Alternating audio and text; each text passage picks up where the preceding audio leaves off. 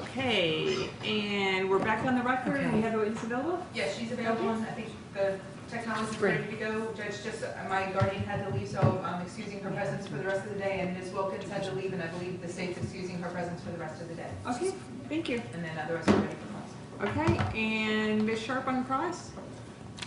Okay, so she's tendered the witness? Yes. Yes. You ready to go?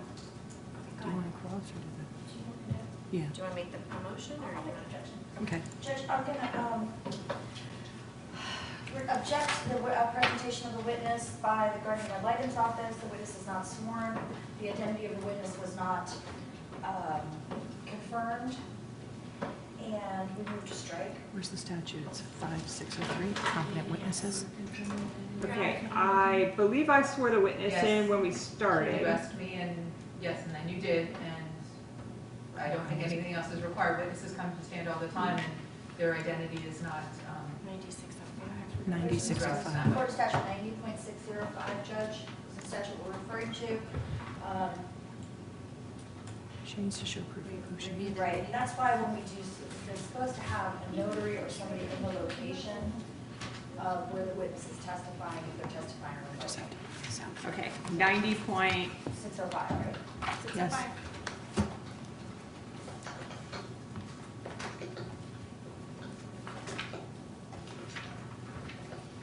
That's why even law enforcement can't give depositions.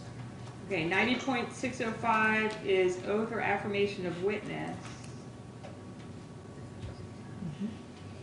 And I believe that's the oath that I administered No, pretty substantially the same.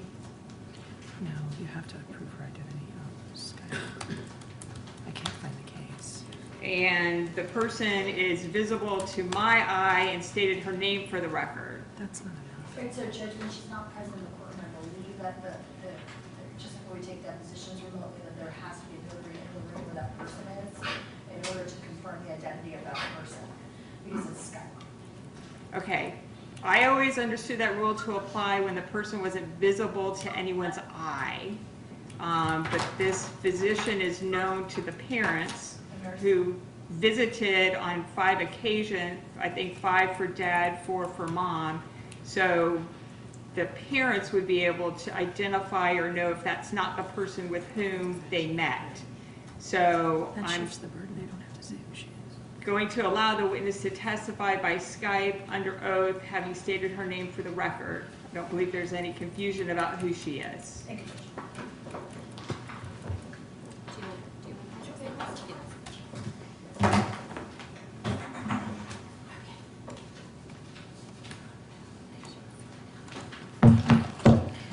Good afternoon, this is Bryn Brito on behalf of the father, Mr. Busky. Oh, also, I need to another objection I would like to make just for the record is the technology has changed now that the witness is utilizing her own personal cell phone rather than the Skype system. I object first to her appearing by Skype, as you know, but I believe that the proper technology should be through the courtroom where it would be guaranteed for security purposes rather than her personal telephone. what you don't know is when we reestablished the connection, Mr. Goddard reestablished the connection, the same audio problem happened. We tested it, Mr. Goddard tested it, and he suggested if she had Skype on her phone, connect that way. So my understanding is she's still connected by Skype. It's a clearer connection, so it's better. And the court already ordered that she can appear by Skype. It didn't say anything about it has to be any certain way. So the objection is a potential security risk that the personal cell phone's being used and might be recording or accessible by a hacker. Or also, I mean, it's just her face. I don't know who else is in the room. I don't, there's no guarantee there's not notes being placed. I'm not trying to cast any aspersions, of course, on a personal nature. But, you don't know, and that's the problem. Okay, well, that's a problem generally probably with Skype ever. You don't Yeah. know where someone is or whether there's someone else in the room. So certainly you may inquire of her, but Thank you. I'm not concerned about her use of the personal cell phone. I'll not strike the witness for those reasons. Thank you, Judge. Mm-hmm. So, you're Miss Confufiane? Yes, Okay, and you're the nurse? correct. Okay. And so when you are in your practice and you are with Dr. Canizero during the examinations, are you taking notes? Sometimes I'm taking notes, sometimes the provider takes their own notes. Okay. And so what I'm wondering is I don't see your name as being present or creating any of these documents. Do you know where your name is listed as being present during any of these checks with the parents? I do not know without looking at the records where my name is on there, but if I create the record, it is on there. If I type in a record that somebody else has created, my name will not appear. Right, so because for here, I have performer Deborah Wills is on all the records, but you're not. What would that reason be? I don't know why Deborah Will's name would be on there, other than the one visit she saw the child. Okay, so it's your testimony then that you were physically present in the room for all of the visits with the child? Not all of the visits, no. Okay, because I see service provided here, page 4 of 5 of the medical records that have been entered into evidence. Let me get here. Hold on. 1, 2. They're not paginated, they're repaginated, so it's hard. 1, 2, 3, 4. Page, for everyone's purposes in here. 6. Page 7, which is about the September 20th time. It says here the service was provided by Deborah Wills under the supervision and or reviewed by Dr. Canizero. So would that mean you were in the room or not in the room? That statement doesn't state whether I was or was not, but during that visit, I was not in there. So you were not in the room on September 20th. That is correct. So you did not see the parents on September 20th? I did see the parents, just not in the exam room. Okay, Or not while the provider was examining the child. Right. I placed the parents in the exam room okay, so you walked them to the room. That's it. and did the initial intake. Okay. At any time, did you do any nursing, other than your administrative job, which I understand you have? Did you do any actual physical nurse work, for lack of a better word, on the baby or with the parents? You yourself? Yes, I did. Okay, what dates were those? What dates? Mm-hmm. Yes. On the first visit, I believe that was September 20th. The first visit, according, excuse me, the first visit according to your records are September 14th.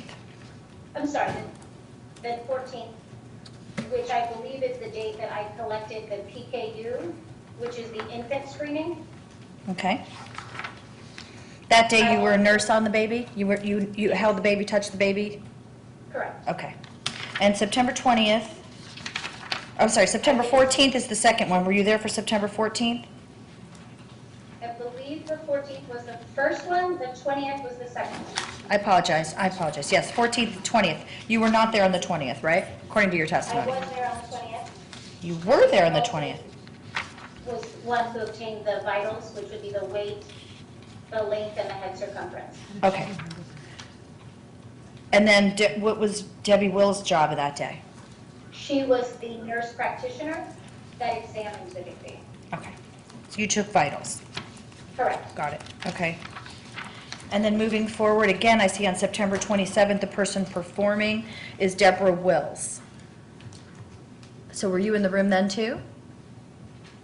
It is my understanding that the only visit that Debbie saw the child, Deborah Wills, was the 20th, but unless I look at my records, I'm just guessing at this point. Well, do you have a I copy of believe the, that Dr. Canizero examined the child.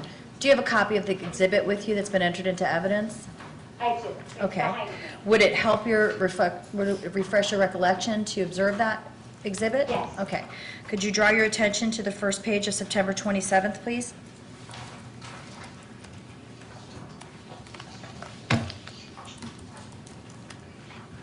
Okay, Okay. Do you see at the top where it says performer Deborah Wills? I do. Okay. Does that mean that Deborah Wills performed the medical examination or Dr. Canizero? it does mean that Deborah Wills performed the examination. Does it mean that Dr. Canizero was not performing that examination? It does mean that Dr. Canizero was not performing the Okay. examination. And you may or may not have been in the room on that day? I was not in the room during the examination, but I did get the vitals and the history on the child. Now we have November 1st is Dr. Canizero was actually in the room? Yes, he was the provider on that. Okay. And then also on February 5th, Dr. Canizero? That is correct. Okay. How much does it cost? Do you take insurance at your particular practice? We do. Okay. And do you know whether or not these clients were insured patients or non-insured patients? I don't know from memory. I believe they were uninsured, but I don't know from memory. How much does it cost to go to a practice like you when you're uninsured? I'm going to object to relevance. Oh, That means you can Can answer. I answer? I'm sorry, Uh-huh. I can't hear the judge. The judge said overruled. Okay. So a visit for an infant is typically between $54 and $81, and then there is a $100 membership fee for our concierge practice. Okay, and did Mr. Buskey and Ms. French at the time, did they join the concierge practice? They did. What does that mean? Our concierge model. Yes, your concierge So all model. our patients are brought into the office under a membership, so they are able to have 24-hour access to the physician by cell phone or our electronic medical record. And then we ensure the size of our practice, so the patients can get about 45 minutes to an hour with the provider when they come in. Okay, that sounds like a pretty specialized practice for It Dr. is. Canizero. It is, right? I mean, in other words, Dr. Canizero is a doctor that provides hands-on treatment and extends time beyond maybe what a normal pediatrician office would be? We like to think so. Okay. Yes, And this is not an office that's even in Brevard County, correct? that is correct. So this is an office that was sought out by Mr. Buskey and Ms. French to find that type of practice, a concierge practice? Objection, speculation. sustained. Did Mr. Buskey ever refer to the idea of the concierge practice, join that practice on behalf of his child? Objection, hearsay. It's not admission by party. Sustained. And so how much does a concierge practice cost? It's $100 a month for an infant. $100 a month, okay. And then also the visits? Between 54 and 81. Okay. So if you're going at once a month or even twice a month, you're looking at about $200 a month, if not more, That is correct. out of pocket, if you're paying cash. That would be correct. Okay. And Mr. Buskey and Ms. French came to your office on September 14th, right? We know all the dates, of 14th, 20th, 27th, November 1st, correct? And also February 5th, right? Correct. And all of those visits, they would have had to pay for those visits, correct? Correct. And to your knowledge, was the concierge service utilized by Mr. Buskey and Ms. French? Yes. And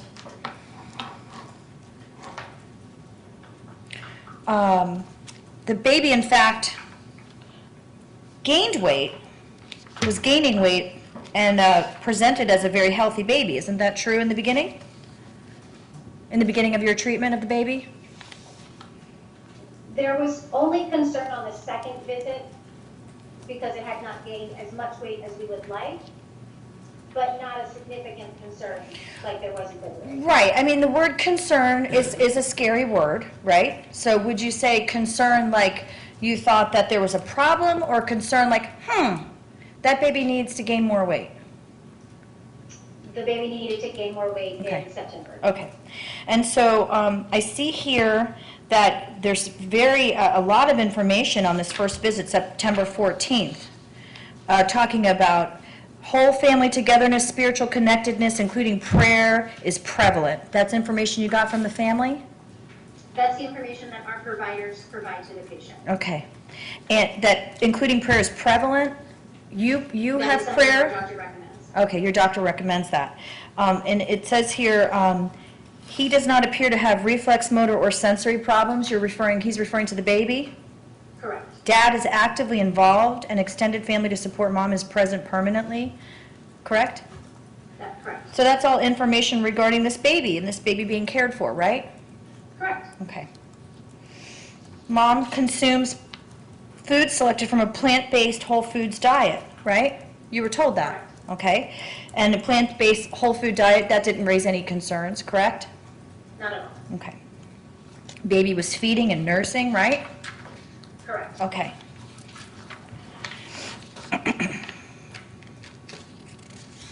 The baby was negative for almost everything, really. The baby was a healthy baby, correct? Correct. Okay. And then moving to September 14th, I'm sorry, September 20th, I keep doing it. We have some more information of the history, information that wasn't included on the 14th. Specifically, how the baby was born. Yes. So the initial information was in a consent form, Mhm. and the second visit, the provider was different than the first provider. So Dr. Canizero saw the baby on the first visit. Mhm. Debbie Wills saw the baby on the second visit, and she put the information from the intake consent form into her visit notes. Okay, so Dr. Canizero did not put that information in the notes on the first day. That is correct. And you wouldn't know the reason why Dr. Canizero didn't do that, right? There's just not something he does routinely. He doesn't put that information because we already have it. Okay. So he has a different way of keeping records than Ms. Wills? Thank you, yes. Yes. Okay. And Dr. Canizero's been a doctor for a long time, right? Yes, he has. Okay.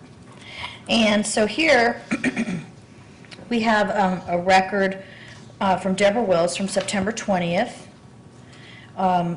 talking about the baby on this day too, correct? Right? Deborah Wills saw Right. the baby on the 20th, yes. And the baby was well appearing, it says, well appearing, right? Yes, Awake, alert, correct? correct. Okay. Seems that all the tests were normal for the baby, correct? Correct. And that day, we talk about mommy getting iron supplement, the mother has to get iron supplementation, correct? Correct. Okay, and that the baby needs to begin formula supplementation, but can continue to breastfeed. Objection, Correct. best evidence rules, counsel's merely reading the document that's in I evidence. have the document, and I'm able to read it. Do you have specific questions? I'm leading up to the question, Judge. So, I mean, if you'll allow me some latitude to build. Okay. Thank you so much, Judge. So in this situation, let me ask you this question. Is formula supplementation a normal part of the practice for a baby if it's down an ounce? If it's down, it wasn't the fact that he was down an ounce, it was the fact that he had not regained his birth weight. Okay. That was the concern. Okay. And And so, yes, that is a normal practice to suggest supplementation. Right, in other words, the idea that it says baby needs to begin formula supplementation, that's not an out-of-the-ordinary request for a newborn baby, correct? It's not what we normally recommend for a healthy weight baby, but it is a recommendation if the child's not gaining weight fast enough. And sometimes that happens, isn't that true? Sometimes the breast milk is just not enough, mom's not drinking enough water, mom's not producing properly. That can happen, correct? Correct. I mean, that's one of the reasons why we have formula, right? Yes? Yeah. Okay. So now go to the third visit. The baby gained 11 ounces in 7 days, correct? That is correct. Okay, so that indicates what to you as the treating nurse? Well, it is gaining weight, based on the questions asked to the mother that I asked the mother. She did state that she was still just breastfeeding, but that just indicates that it's going better and the baby is gaining weight. Okay, so it means the mom is feeding the baby, correct? Correct. And the baby's progressing, correct? Correct. Okay.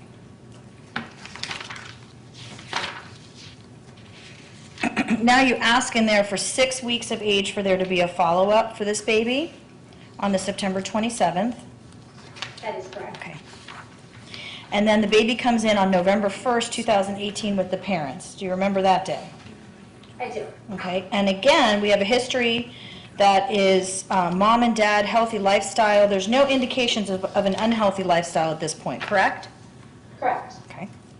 And again, the baby is well appearing, alert, awake, active, correct? Yes, That's November 1st, right? yes. Okay.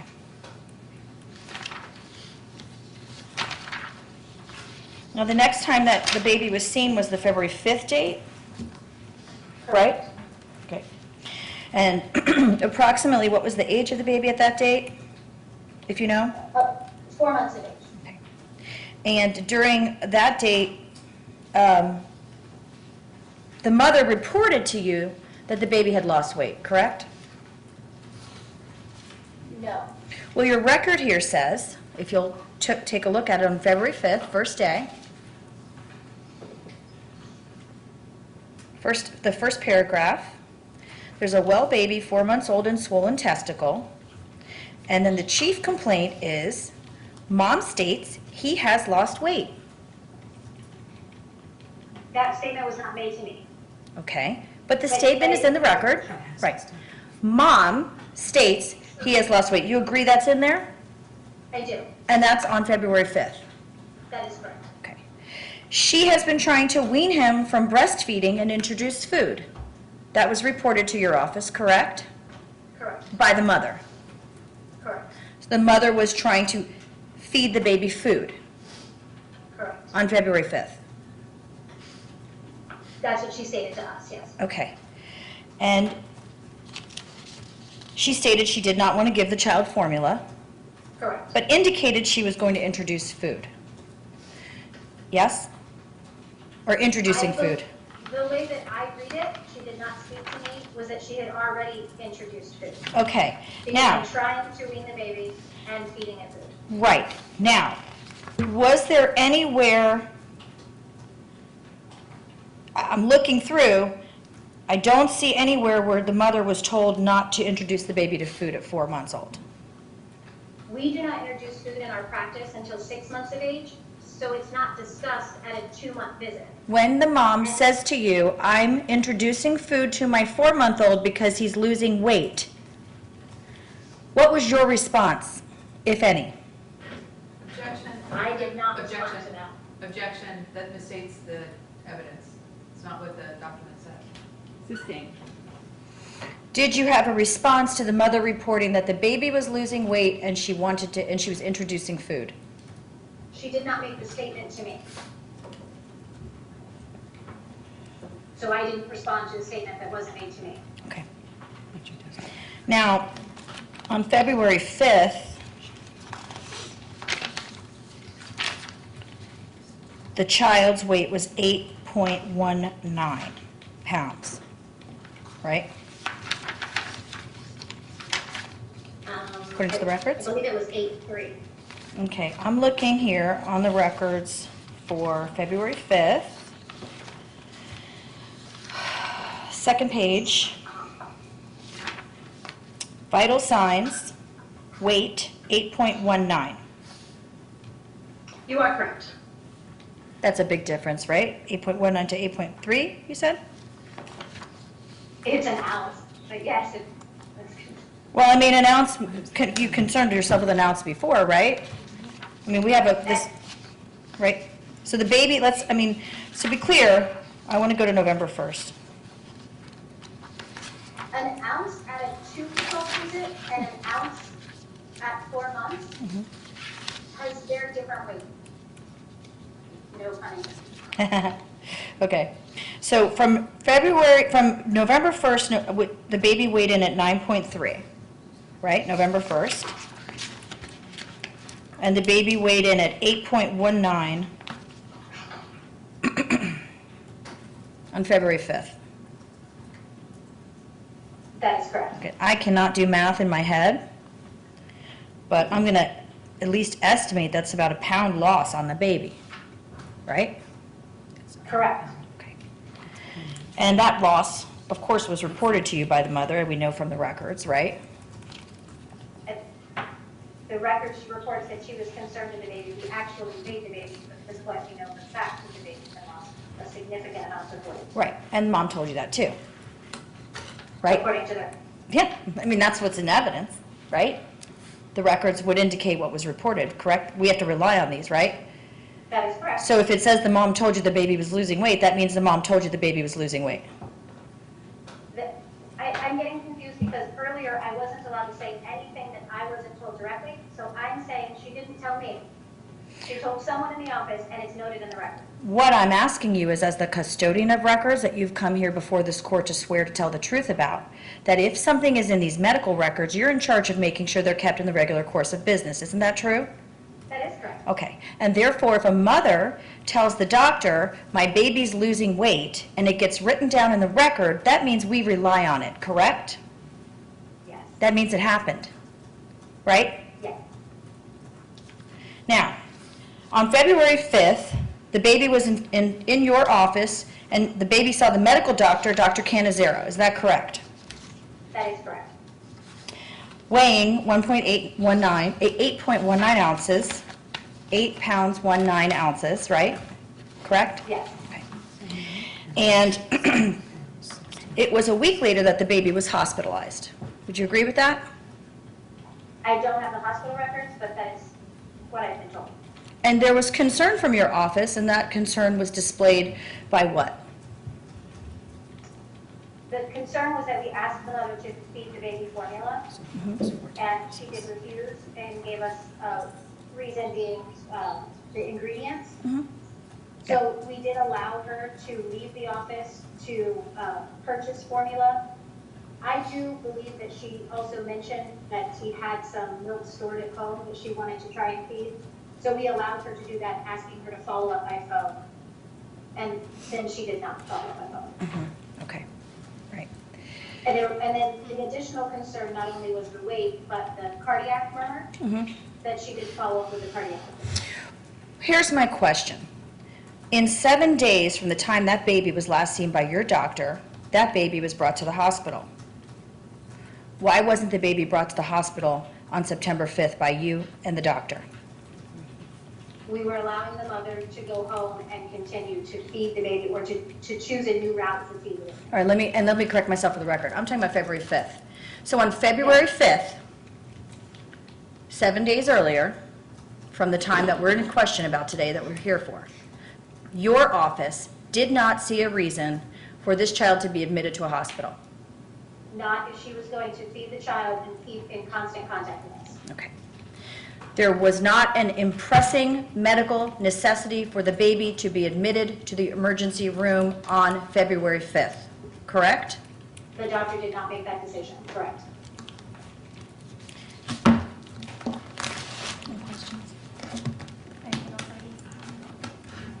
I don't have anything further of this witness. You sure? I don't have any cross-examination. Ms. Moore? No, Judge, thank you. All right. Thank you very much. I appreciate your time this afternoon, and we'll go ahead and disconnect. Thanks for your patience with the technology. No problem, thank you. Here, good.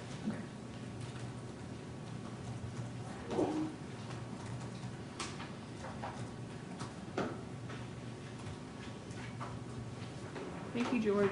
You're welcome. Thank you. Now, can you help me with my Ring doorbell? Can you come help me with that? Ms. Taylor? This time I'll call Dr. Pt3of3. She should be ready. Yes, ma'am.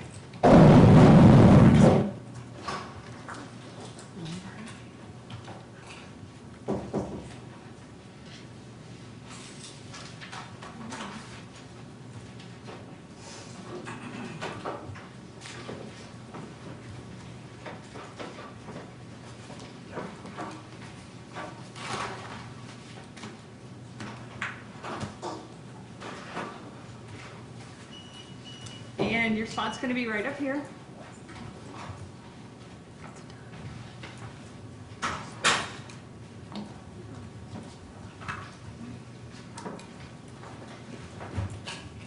I'll start by swearing you in. Ma'am, do you solemnly swear or affirm that the testimony given this matter will be the truth, the whole truth, and nothing but the truth? Yes, ma'am. Okay, Ms. Taylor? Good afternoon. Can you state your name for the record, please? My name is Dr. Lori Pt3of3. And spell your last name for us? P-A-Q-U-E-T-T-E. And where are you employed currently? I work at the Counseling and Assessment Center of Brevard. And what title do you hold? in that company? Well, I'm a psychologist, but it's my business, so it's my private practice. Okay.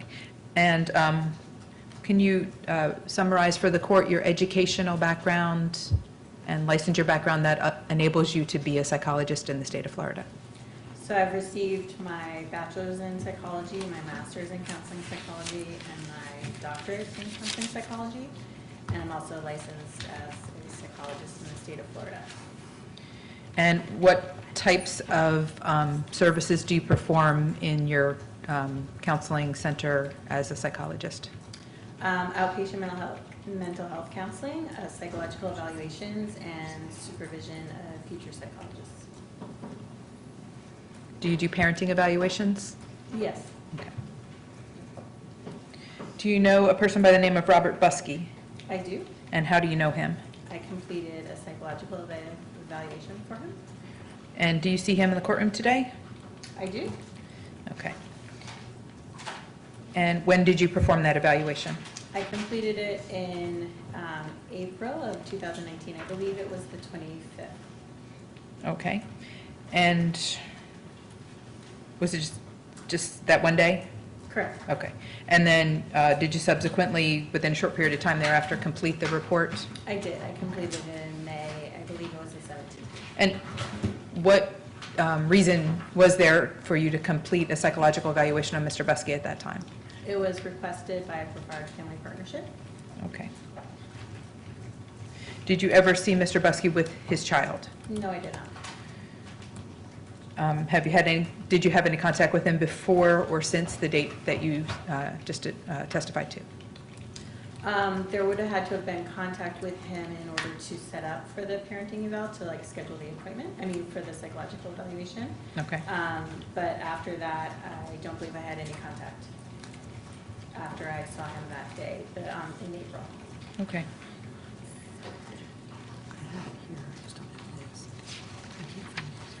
Can you summarize for the court the intake procedure? I believe you said that was the first thing. Once he showed up at your office, the intake procedure was first?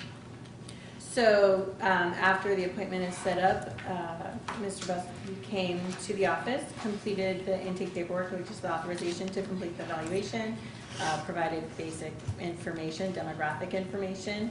I met with him for a few hours and completed my interview portion, and then he completed some assessments as part of the eval. And which assessments did he complete? He completed the MMPI, the Minnesota Multifaceted Personality Inventory. He completed the Cognitive Distortion Scales, and he completed the Child Abuse Potential Inventory. Okay, I'm sorry, but let me back up a second. I went a little too fast. When you interviewed Mr. Buskey, what did he tell you about the reasons? Did he give you any reasons why he was having a psychological evaluation? He stated that the removal of his son was due to the doctor saying that he was starving his child, and that the child was placed in medical foster care. Did he indicate whether or not he believed that reason was accurate, that information given to him was accurate? He provided me additional information in Okay. regard to what transpired. Okay, what additional information did he provide? Mr. Buskey said that the child had not been eating for a couple of days, that he had taken him to the doctors. After taking him to the doctors, the child started eating. He had mentioned that the doctor had said that he was starving his child, and he had called another doctor for a second opinion, and he had been waiting for that second opinion to talk to that doctor in regard to a second opinion, and at that time the child was removed. Okay.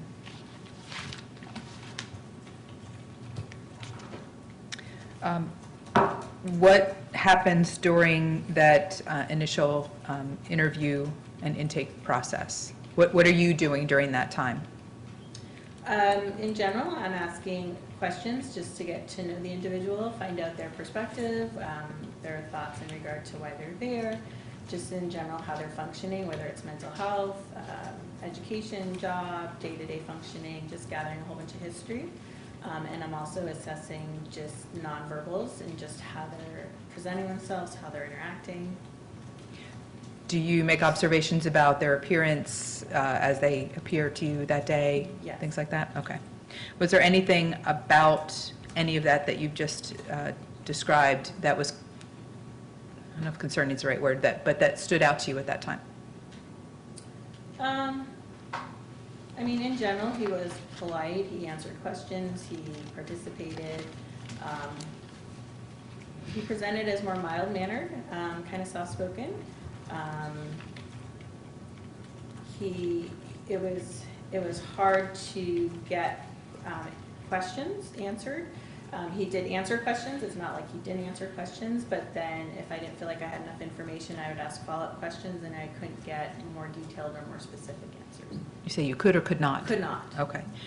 Did you make any observations regarding Mr. Buskey's facial features or expressions? Flat affect overall, meaning not very expressive. Yeah, so just flat affect. What does that mean to you, or does it mean anything significant to you?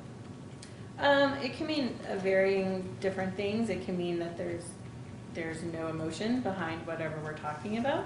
A lot of times individuals, though, if they have a flat affect, might just not want to express it, want to minimize it, not want to show it.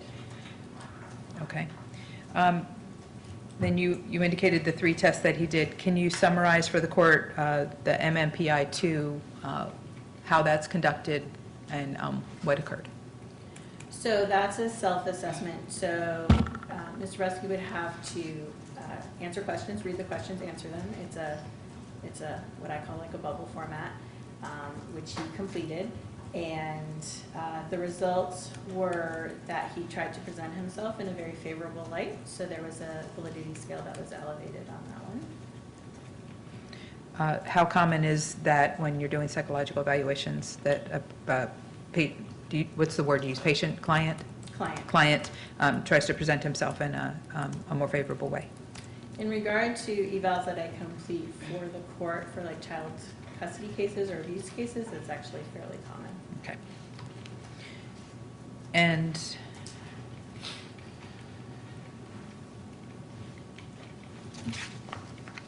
with regard to the second test, the CDS, can you describe that to the court, how that's conducted and what that told you? That's also a self-assessment that he would complete on his own, read questions and answer them. And there is no elevations on that assessment as well, which means that he did not acknowledge any cognitive struggles or distortions at that time. Okay. And the child abuse potential inventory, you call it CAPI? Mm-hmm. Can you describe that to the court? That is an assessment to look for the potential for child abuse, physical child abuse in the future. That one was completed. Again, it's another one where he was to read a statement and answer it as he agrees or disagrees. And he completed that as well. And that one, there's a validity scale on that as well, and that one was elevated to the point where it actually could not be interpreted. Okay, what does that mean, that it was elevated to a point it couldn't be interpreted? So there's usually cutoff scores, and so at a particular cutoff score, if it's over that, then the information is not going to, it can't be computed. Like it's showing, in this particular case, it was showing that he was minimizing any of the answers. So because of that, you can't say that, you can't predict any like potential for abuse. So when you're minimizing or like faking good, that sort of thing, then it can't be interpreted. Okay. I don't recall you using the word interpretation with regard to the MMPI and the CDS. Did you make interpretations with regard to those two? So for the MMPI, that's the personality assessment. So based on his answers, you can draw some conclusions in regard to just general personality. But if that one is elevated in regard to like a faking good profile or minimizing any sort of struggles or concerns, then The scales cannot be interpreted. So the scales would be more like mental health, like depression or anxiety or hypochondriaism, things of that nature. Okay, so at this point, I think you've described 3 separate testing, I don't know if device testings that were done, and the intake or interview that you did with Mr. Buskey. How many of those 4 parts did he minimize as you testified? With the MMPI, there was a minimization. With the CAPI, there was minimization. And then I would say throughout the clinical interview, there was minimization as well, just in regard to answering questions. And what does that minimization, as you've described it, what does that mean to you as a psychologist? It could mean several things. One, it could mean that there was nothing there. One, it could mean that we don't want to talk about if there is any problems or concerns or struggles. So you can just kind of look for those patterns. Okay. Combined, the pattern of minimization that you've described combined with the, I'm trying to think how you described it, the short answers that he gave and lack of follow-up as you've described it, is there any connection between those 2 in your mind? Did that make sense? Okay, sorry, let me try again.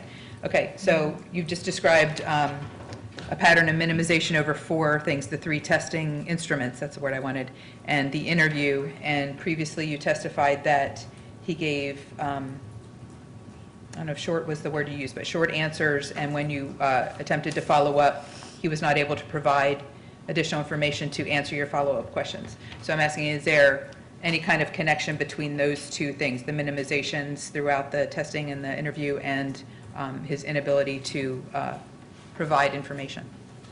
It could mean that it's a personality, just that's his personality, that's how he, I don't know, operates, not the best word, but that's how he interacts. Okay. I didn't think so.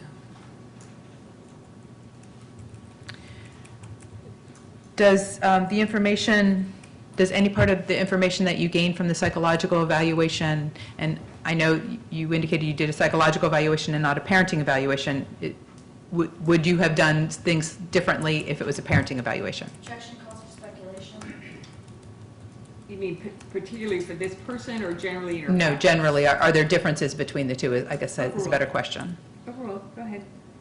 In a parenting evaluation, I would add a parenting child observation, so a portion of just observing the parent with the child. I would also utilize 1 or 2 other assessments that more specifically draw out parenting thoughts and ideas and perspectives on parenting philosophy. Okay, so given that you did a psychological evaluation of Mr. Buskey but not a parenting evaluation, does the information that you just testified to that you gained during the evaluation, the psychological evaluation, relate to parenting abilities in any way? When you're talking, Outside the scope of the report and what was requested from the experts testified that she did not examine Mr. Buskey in that manner, therefore she cannot testify as to that. May I respond? Yes. I would argue that if the witness cannot make a connection between the information that she gathered and parenting abilities, that she would testify to that. I'm not asking her to testify to anything outside the scope of what she has done. I think the question is limited to what she did, particularly to Mr. Buskey, so I'll allow her to answer the question. Yes. I just also, I'm going to object also in that if we're going to go down this line, Judge, I'm going to object that this witness is being called for the purpose of testifying into an absence.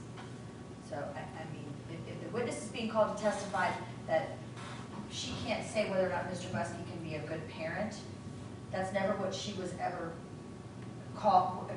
utilized to assess him for. Okay.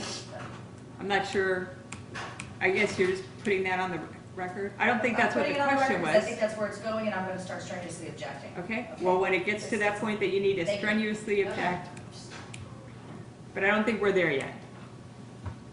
Do you need me to repeat the question? yes, please. I'll do my best. Given that you did a psychological evaluation of Mr. Buskey and not a parenting evaluation, did you gain information or interpret the results of the evaluation, did any of that, does any of that help you, I'm sorry, does any of that relate to Mr. Buskey's ability to parent in a general sense to start? In a general sense, it could. Okay. Parts of it could? Is that accurate? Okay. Okay. What information that you received or interpretations that you made from the psychological evaluation relates to ability to parent? Jeff, Sisti. outside scope, thank you. Sisti.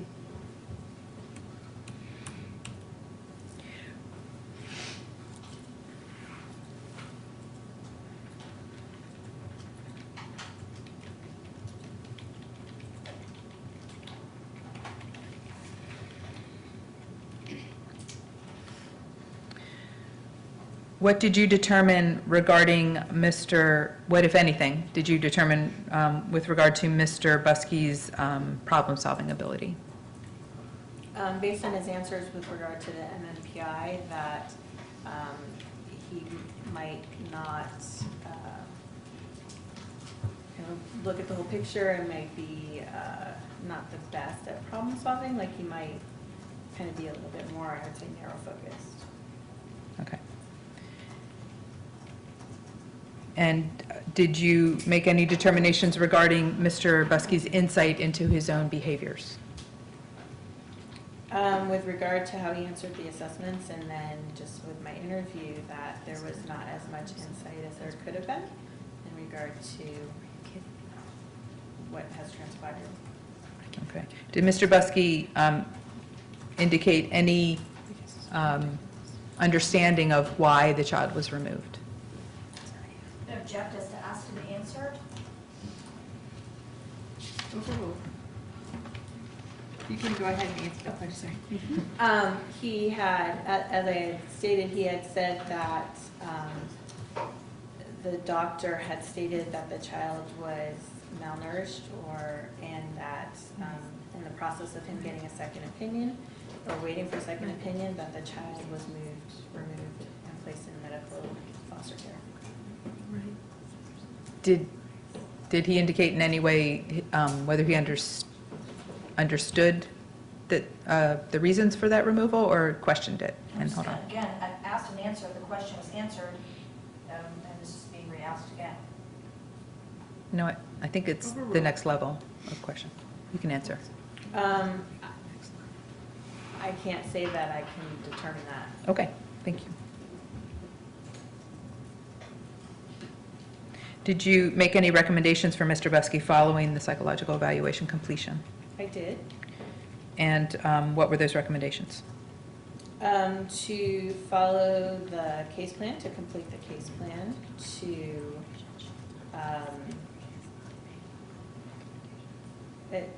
attend a parenting class in regard to just understanding basic needs of a child, whether it's nutrition, education, doctor, school, social, emotional development.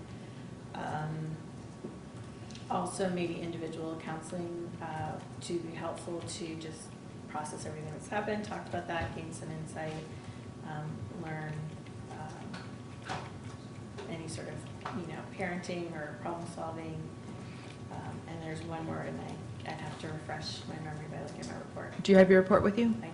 You may look at it to refresh your recollection, and then if you close it back up, once your recollection is refreshed.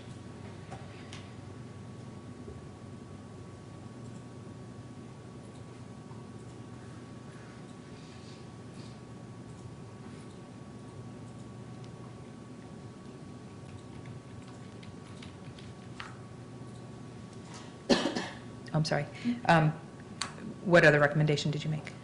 The other recommendation, which kind of goes along with a couple of the others, was just to learn and understand the medical needs of his child, and being able to meet those needs. So the more you understand and gain insight in regard to that, the better you're able to meet the child's needs. Did you recommend? I apologize. Did your recommendation include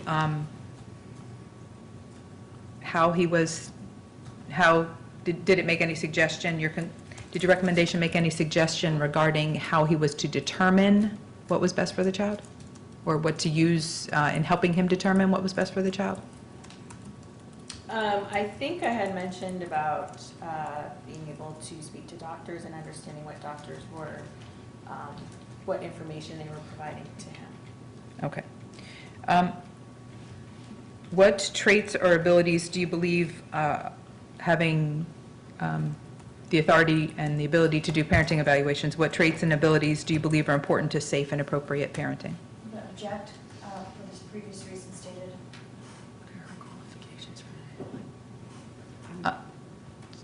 She is authorized and capable and able to do parenting evaluations, and the factors that would go into one, to the extent that she knows them, Well, she's are certainly, relevant. she's certainly qualified to testify about what goes into a parenting evaluation because she's done them. She has not done one in this case, so her Yes. testimony is, she's certainly qualified to answer. I think the objection probably goes to the weight I should give it in this particular case. I'll allow her to answer the question. And also relevance too, Judge. It's not relevant because she didn't do one. Overruled. You can answer the question. I'm sorry, could you ask the question? Yes.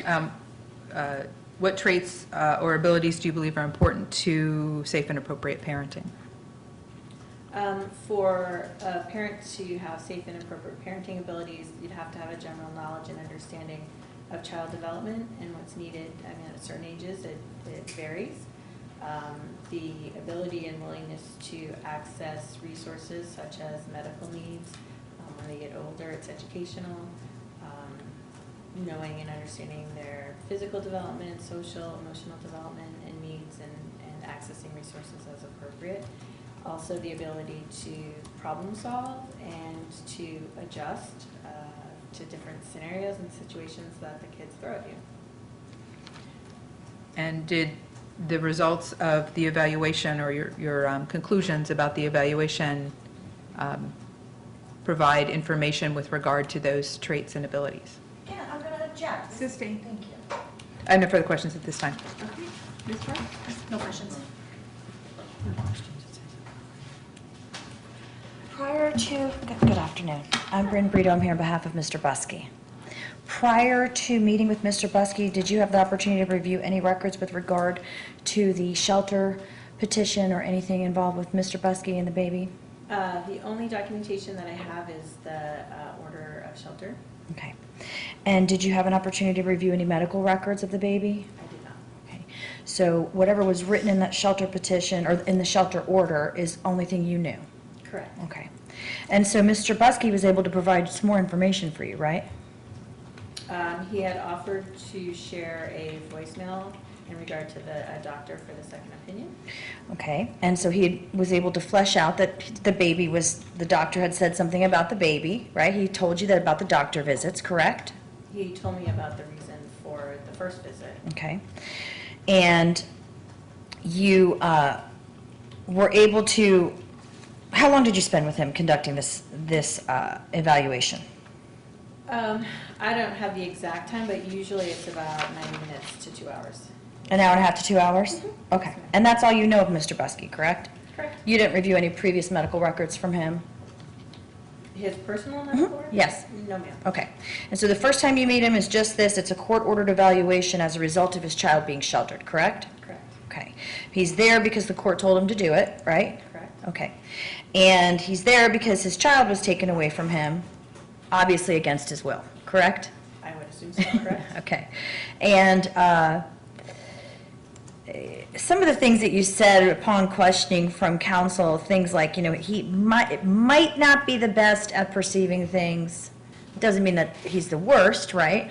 Correct. It doesn't mean that he can't perceive things, correct? Correct. Doesn't mean that he can't learn, right? Correct. Okay. In fact, you even say he needs to take a parenting class, right?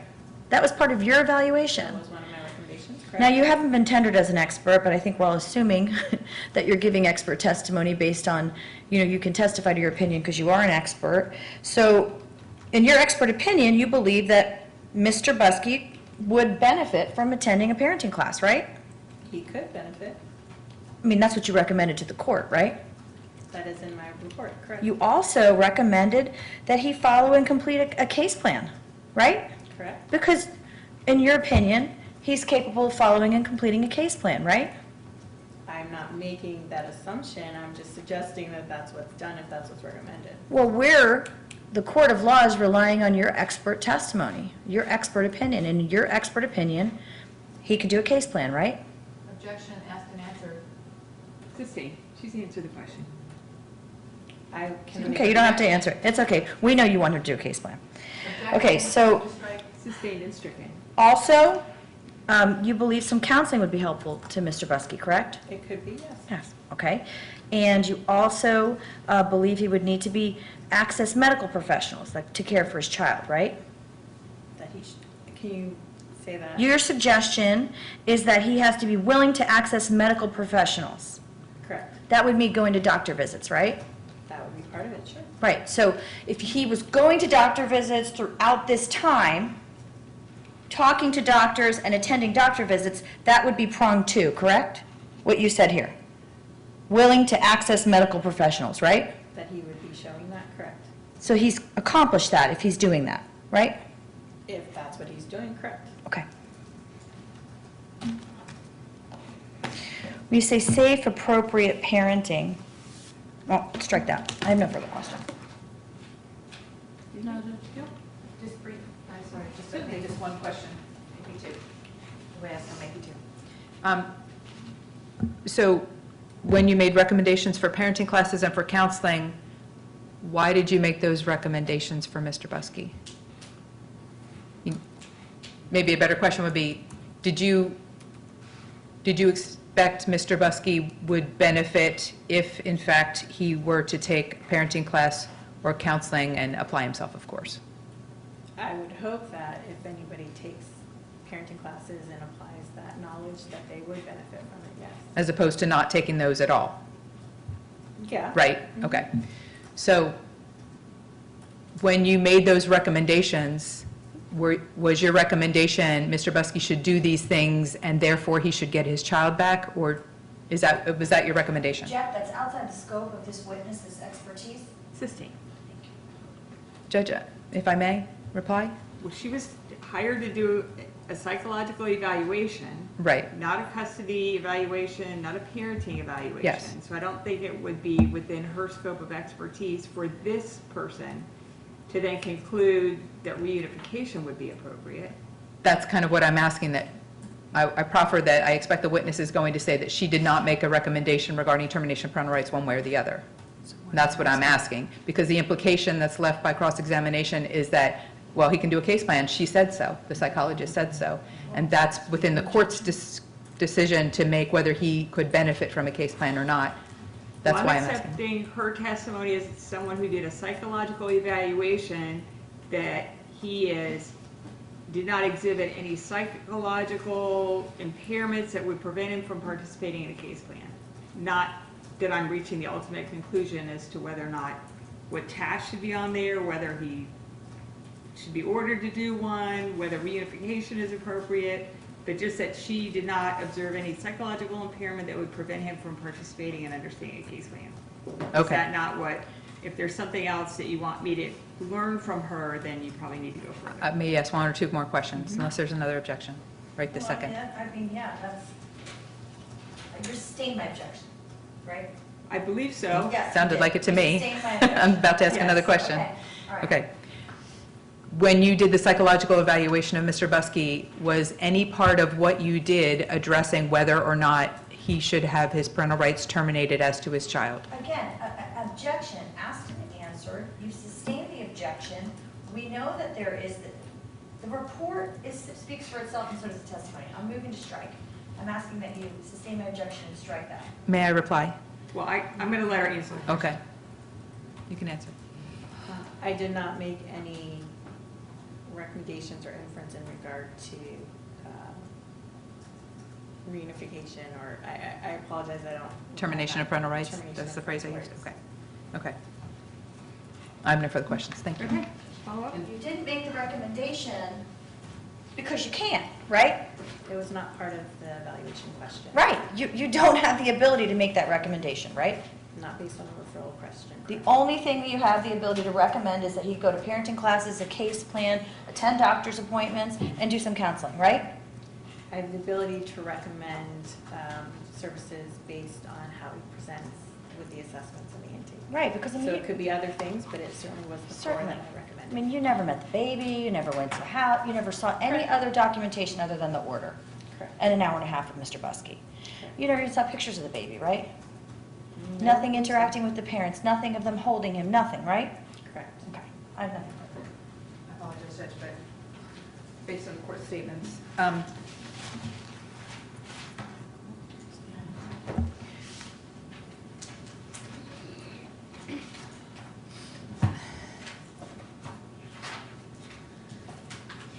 The court just gave an explanation of some of what the court gathered from your testimony, so I want to refer to that, just to orient you. I'm going to object because that's outside the scope of my cross, and it's also now we're inviting the court to become part of the evidence. Outside the scope of my cross. May I respond? I'm going to let you ask your question and see Okay. if there's an objection to the question. Okay.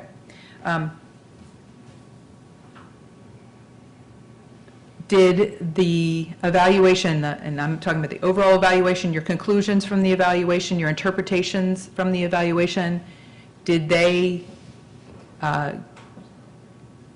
give you any insight into Mr. Buskey's ability to honestly complete a case plan or complete requirements?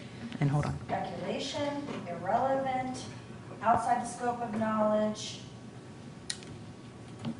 calls for the ultimate issue.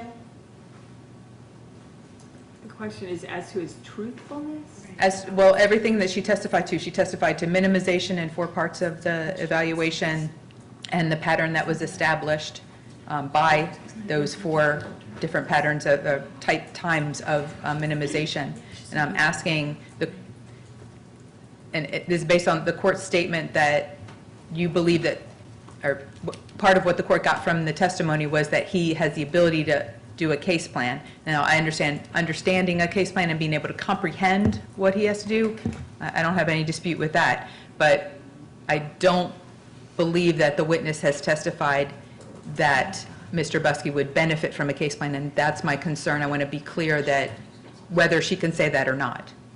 Okay, she fully explained what she gathered from the evaluation by way of the minimization and what it might mean. She gave, I think, 3 different explanations for what that might mean. I don't know that this witness knows what a case plan would offer, what tasks would have been afforded him. I just don't think she could at all be qualified to answer that question. Okay. I'm sustaining the objection. No further questions. Okay. And I'm through the witness. She's excused and released from her subpoena. Thank you very much. Thank you, Dr. Paquette. I appreciate your time. Thank you. Mhm.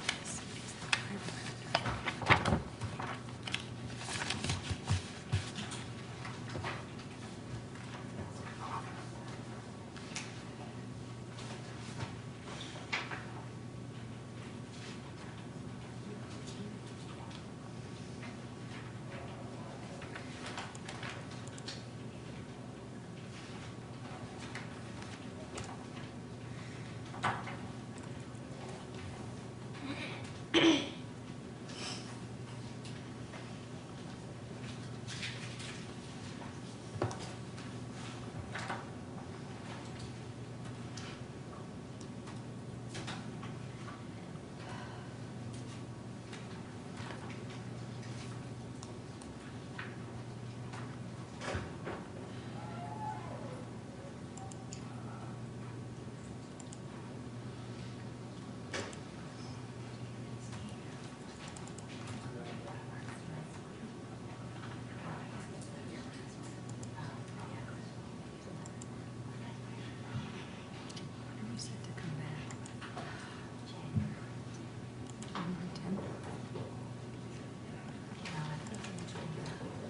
are you moving? Yes. Are you asking me to miss a name? I'll go ahead and let you start. Yes.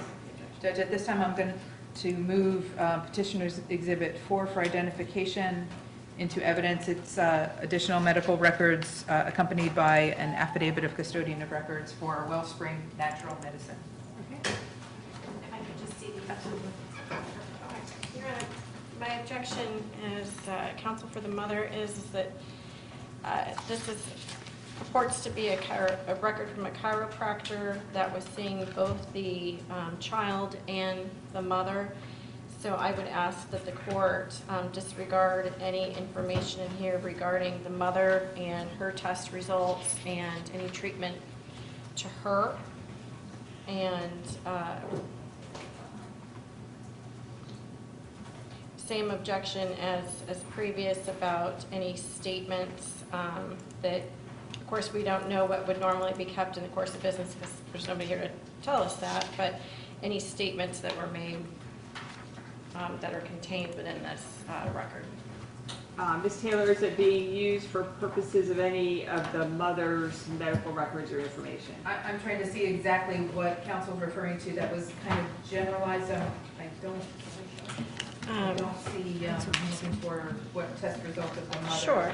I think HGB was tested on page 3 of 6 under recommendations. That first sentence, I don't have an objection to removing that first sentence, but I don't think I see any other test results that are. Well, let me be more specific, I apologize. Any reference to the mother and the mother's health, I would have stricken. That I would object to because what's contained in there is when it's referring to the mother's health, this is all with regard to the childbirth and the child, the circumstances of the childbirth and the child. So it's inextricably intertwined with the child's records because of the childbirth.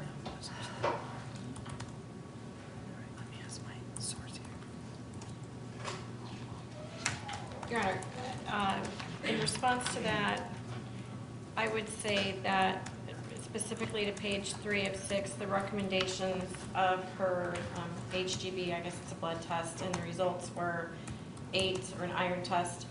None of that's relevant. So that's what I'm specifically asking for to be stricken. That's not relevant to the baby. Is there some relevance to the mother's medical test results? Not the sentence that I mentioned before, that first sentence under recommendations discusses results of a mother's medical test, and I agree that that can be stricken, that should not apply. But the rest of that paragraph discusses, again, the mother, and specifically it discusses breast milk and supplementation, which is the crux of this case. Okay, so I'll disregard any test results that relate to the mother's health. I mean, this is another time that we might need to just. Yeah, I mean, if I could just make one more statement. I guess the issue that I'm having with just having evidence come in this manner is that we don't know what's pre-printed on the form, what prints out automatically, because oftentimes you go to an urgent care, that it just has pre-populated, pre-printed information. We don't know if, in other words, if it's responsive, if the text is in here because it's responsive to something that happened at the office, or if it would otherwise have been here. I mean, we just don't know that. So, I mean, I guess it comes in, but I would just ask the court to give the weight that it's worth on here, given that objection. I'm going to specifically disregard the mother's test results. I'll disregard anything that appears to be hearsay in accordance with the prior ruling on the medical records. If there's something that falls in that category that you wanted to bring to my attention, then Okay. Like I said, everything's just very generalized. I mean, It's a very small record, agreed. So just so I'm clear, the court is striking that sentence that I agreed to on page 3, yes, and that's all I heard that was stricken. yes. Okay. So that comes in as the next, I'm sorry, was there anything from Ms. Brito or Ms. Park? No, Judge. I haven't seen the record. I'm certain there would be, Judge. Okay, next numbered exhibit, and that is number 5. Karen says just because you don't object to the business record does not mean you're allowing all the impermissible hearsay. You rely on a professional to redact and take out what's not permissible. She's objecting to it, so she's looking for the case. Because that statute does not say it comes with whole cloth. right.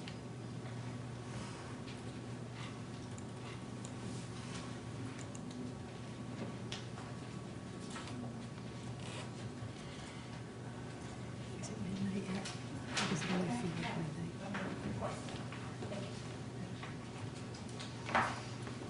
Without objection, number 6? I know, I'm tired. Or was that the same? Five. Number 5, okay. I don't think so. This should be 5. This should be 5. This one wasn't marked yet. This one should be 5. Okay, it should be 6. That's the records regarding Canizaro. Council agrees that the record for Canizaro was admitted to evidence that if the marking wasn't changed. They already, right, those Right. should have already come in. Okay, Yes. I'm sorry. Thank you. Page was 6. Okay, perfect, thanks. Okay, Your Honor, I was just handed another affidavit of custodian of records from an affiant, Aaron Head, from Parish Medical Center. I'm anticipating that counsel is going to ask that this be admitted into evidence. I'll go on for the record, let her do that, then I'll state my objection. Okay, if I can hold it back a second so I can see the marking. Thank you. At this time, I'm moving petitioner's exhibit I for identification into evidence. Okay, Ms. Sharp? Yes, thank you, Your Honor. I object on behalf of the mother for various reasons. First, this is from Miss Erin Head, Parish Medical Center. I don't have her position on here except that she's swearing that she's the custodian of records. So I would argue that the business card of Nicole Steinke, the child protective investigators, not relevant, not kept in the course of business, Sustained. not prepared.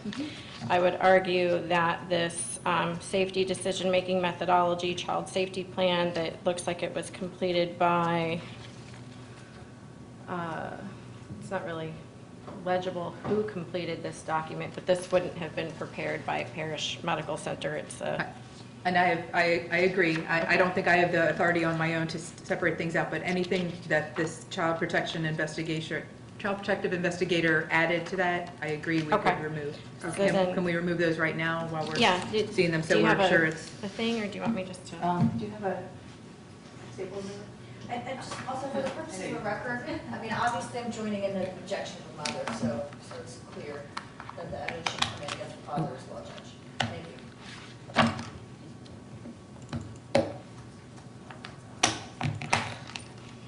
It's It's not gonna in work there. with you. It's coming. No. It's just a lot of paper. Okay, so for the record, they're disassembling the exhibit that was previously marked by a letter and pulling out pages that everyone agrees are not appropriate. And how many attorneys does it take to do that? That's the real question. The Okay. staple removal was the hard part. All right, so this is prepared by Parish. This is not, this was prepared by BCFR, not Parish. That's my argument that it shouldn't. There's nothing, I have no objection to that. This looks like it's patient record. I had a friend looking for some cases for us. Again, I agree that should come out.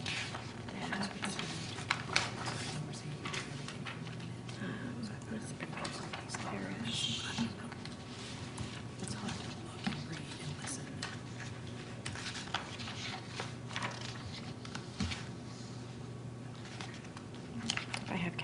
start going like that. It's so annoying, it makes it hard to flip documents. Okay.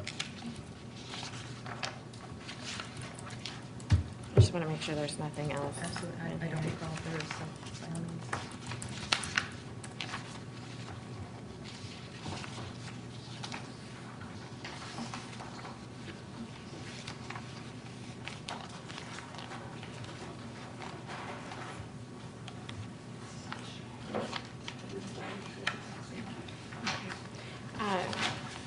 Your Honor, I would just renew the objection about any statements contained in these records. I'd ask that that be stricken and disregarded by the court. And then I just have one other question. Is Your Honor going to review these such that if counsel and I make argument as to the baby's weight, the baby's fluctuation, what happened at the hospital, you know, we'll be able to do that with the court, I guess is what I'm trying to say. In other words, we don't have a witness here where I can say something like, isn't it true that this happened and that happened? And so we'd have to point to the record and. Yes, Okay. I will review all of the records. I will be prepared if you make argument as to some specific portion of the record. I'll try to be as familiar as everyone else Okay. is so that I'll know where you are in any particular document. Okay, thank you, Your Honor. And I'm not trying to insinuate that you wouldn't have been. No, no, I no. just want to know how much latitude I have in closing to make argument. Right. Yep. So you don't want, we're not going to sit and publish I promise that I will be reading it thoroughly Thank you. before we meet again in January. And can I just clarify, Judge, that, because that was kind of a general objection, if something specifically is being stricken from this document, I just want it to be on the record. I didn't hear anything specific being stricken from the document other than the pages that we removed. Are there other comments that might fall within the category of a hearsay statement made by someone else other than for purposes of diagnosis or treatment? It's a large record. I mean, this is probably at least 50 pages right here. I don't want to, sit and take the court's time to go through every single page. So I would just ask the court to, upon review, statements like we've made with the other documents that are coming in to just disregard anything that's not seeming to be kept in the normal course of business or as a statement. Judge, if I may respond to that? Yeah. Respond to- I'm trying to verify, but I'm pretty sure that this document was also filed with the court back in April. I think I filed the 3 medical records that I attempted to admit into evidence today all at the same time in April. So counsel has had ample opportunity to review that. Again, like I said, I'm all for a complete record, so if there's something specific, I'm willing to discuss it. But my argument is that there's no objection that can be made at this time because it's not timely. There might be a good cause to argue, but I think this is just a general objection to hearsay, is what I'm hearing. Yes, Your Honor. My understanding is, upon reviewing the case law, is that, when we're relying on business records, they don't just come in whole cloth and the court can review everything that's on there. I can stipulate that, yes, the hospital record, as long as it's kept in the normal ordinary course of business, can come in. But information that may be in that record that is outside of the scope would be hearsay. And that's what I'm asking the court to disregard. And I anticipate what counsel's going to say. My recommendation, or looking back now, armchair quarterback, would have been that we would have had a pretrial conference about this, and we would have had, motions in limine, and we could have stipulated to what we agreed to and had argument on what we didn't agree to, and we just didn't do that. It was filed with the court, and there were no pretrial hearings or anything of that sort. So. The reason I'm asking for specifics is I don't recall there being any hearsay that could be objectionable in there, so that's why I'm specifically asking this, as I proffer to the court that this is the record from when the day the baby was removed, the parents weren't present, there were no adults present other than perhaps the CPI, but. Do you want to take a minute now to review the record or the document?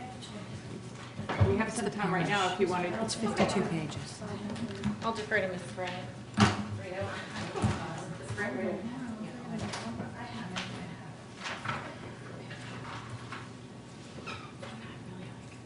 Your Honor, can I just step out and get a water for just a moment? Of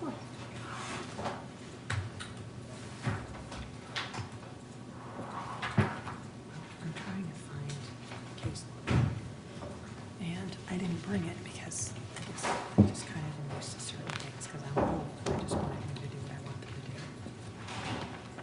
which doesn't always work. I feel like everyone should do what I want them to do.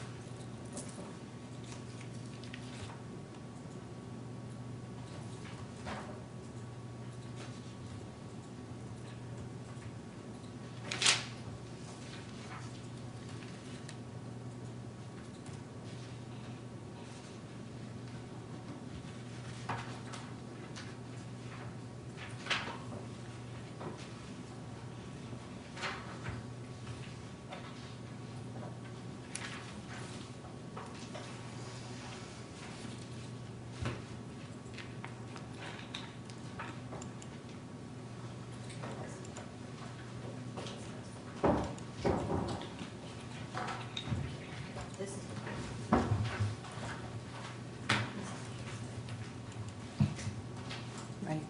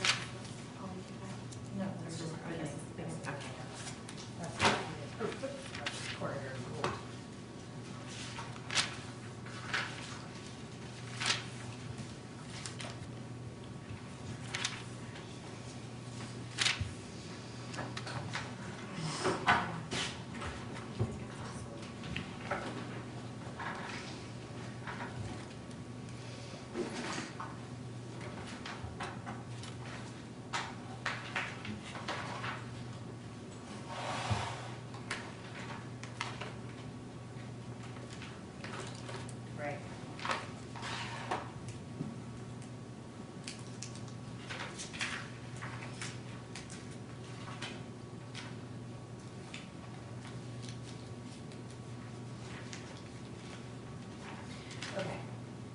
So the objection, the hearsay objection is, these are not paginated, so it's almost impossible to kind of give the court an idea as to where it is, but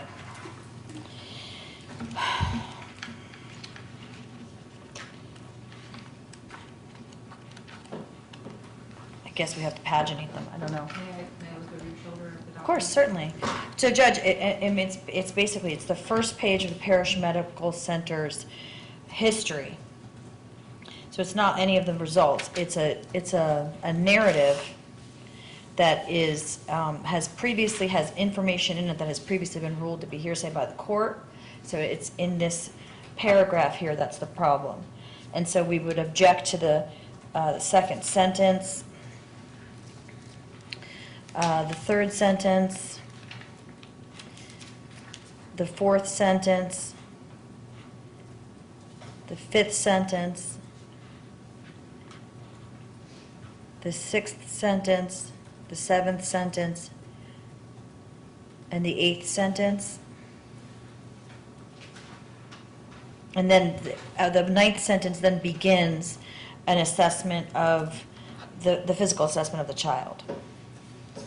So you object the second sentence ending with the number 85, or no? No, that's. No, that's ending a with the medical. DC, the word DCF. Right. That whole portion is hearsay and has been previously exempted, ruled as hearsay by the court. May I address that? Yes. That information is apparently hearsay from the Department of Children and Families, who is a party opponent. Clearly, they do not agree with my petition. They are a party opponent to me. So there's statements from a party opponent. I think they're admissible. Is it clear who made this statement? No. Oh. It's not. And because that's the problem. And that's really the problem with medical records in this. And that's what we've discovered throughout this, is that we Well, don't reset it. if I can't tell who made this statement, I might be able to infer from the content of this statement who made it. May I or from respond? who delivered the child to the hospital, but yes, ma'am. The sentence that Ms. Brito is objecting to begins, "Child Protective Services stated the patient," et cetera. So it's pretty clear that that's where it's coming from. Okay. And that's not a person. I'm going to sustain the objection to Thank you. hearsay for those statements in the narrative portion of the medical records. You just want to mark them out with a Sharpie, or? I don't mind that. That's fine with me if that's okay with the court. So long as the court won't hold it up to a bright light. I don't have a Time to do Sharpie. that.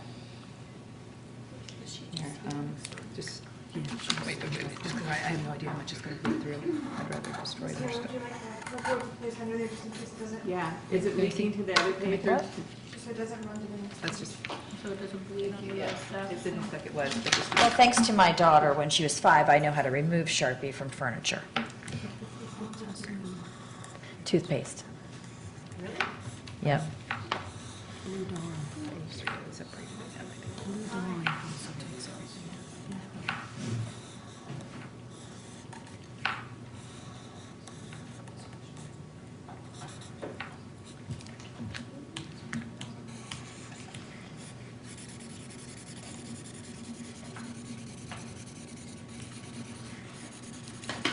She sent me a case that she could find. We could have made error. It's all right. Let's have Angela's. Oh, Okay. So this is nine. Oh, that comes after this. Oh, yeah. Okay. Uh-oh. Okay. What'd you do? I didn't do anything. What did you do? Yeah. Then, on behalf of the father, with that removal, we have no objection. Where this going? Clerk. And I'm just assuming that also on that one already. Yes, Thank you. adopt the So objection. that's 7? I don't think so. So that's it. Yeah. Judge, at this time, it's 4:41. I don't have a witness that I can present to the court or anything else that I can think of that I can do within 19 minutes. Okay. We'll be in recess then until our next scheduled court date, which is January 10th.